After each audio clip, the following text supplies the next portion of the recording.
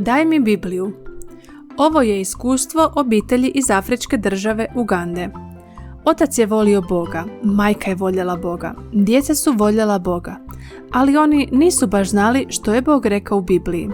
Iako su išli u crkvu svake nedjelje, nikad nisu čitali Bibliju. Zapravo, svećenik im je u crkvi rekao da nema potrebe da čitaju Bibliju. Svećenik im je rekao kako je njegov posao čitati Bibliju i objasniti drugima što Bog želi da čine. A zatim je pandemija virusa COVID-19 okrenula živote ljudi na glavačke.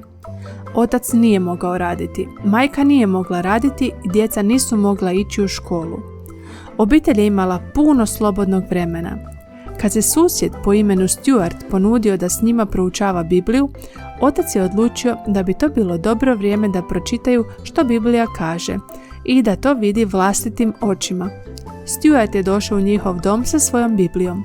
Otac, majka i djeca su se okupili da čitaju Bibliju sa svojim gostom. Pročitali su 10 zapovjedi u izlasku 20. Nemoj imati drugih bogova uz mene. Ne pravi sebi lika ni obličja bilo čega što je gore na nebu ili dolje na zemlji ili u vodama pod zemljom. Ne uzimaj uzalud imena Jahve, Boga svoga. Kad su došli do 4. zapovjedi, otac je bio jako iznenađen. Sjeti se da svetkuješ dan subotnji. 6 dana radi i obavljaj sav svoj posao. A 7. je dana subota, počinak posvećen Jahvi Bogu tvojemu. Tada nikakva posla nemoj raditi, ni ti, ni sin tvoj, ni kći tvoja, ni sluga tvoj, ni sluškinja tvoja, ni živina tvoja, niti došljak koji se nađe unutar tvojih vrata. Što je ovo o 7. danu u tjednu? Pitao je otac.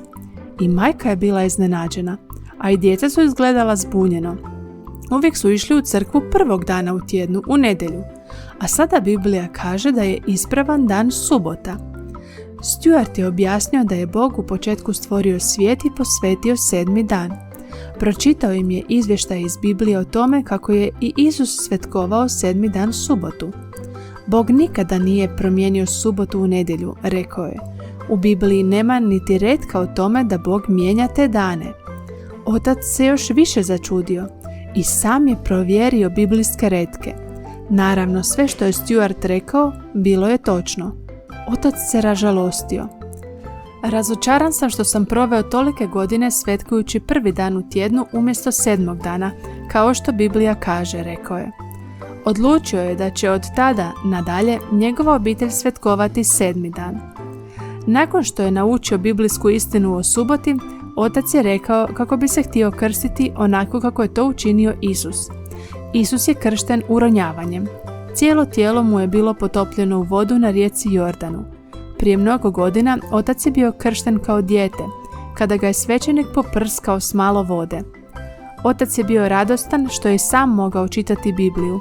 Po prvi puta je razumio što Bog želi da on učini.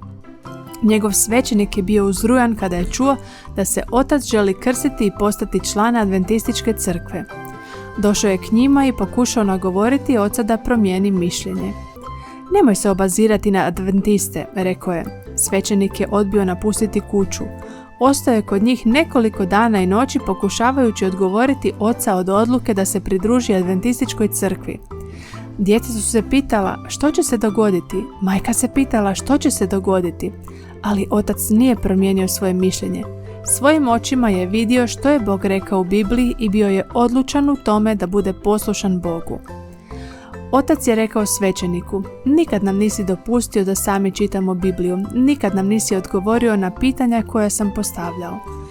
Rekao si da je Biblija samo za svećenike i da mi moramo poštovati sve što nas učiš. Ali sada kad znam što Biblija kaže, ja ću se klanjati samo Bogu. Svećenik nije odustajao. Kada je došao dan očevog krštenja, on i nekoliko drugih svećenika su došli i nisu pustili oca da napusti kuću. Otac je morao odgoditi svoje krštenje za drugi dan. Ali i tada su mu svećenici onemogućili da ode na krštenje. 4 puta su svećenici onemogućili da se otac krsti. Ponudili su mu i skupi poklon ako promijeni mišljenje, novu kuću. Djeca su se pitala što će se dogoditi. Majka se pitala što će se dogoditi. Otac je odbio novu kuću. Više od svega želio je služiti Bogu. Zamolio je pastora da zakaže krštenje po 5. put. Na dan krštenja svećenici su došli do njegove kuće sa skupinom očevih prijatelja iz njihove crkve.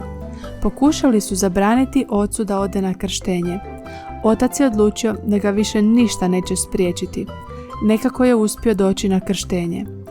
Danas su djeca sretna što se otac krstio i oni se žele krstiti. Majka je sretna što se otac krstio i ona bi se voljela krstiti. Ali više od svega, otac je sretan što se uspio krstiti.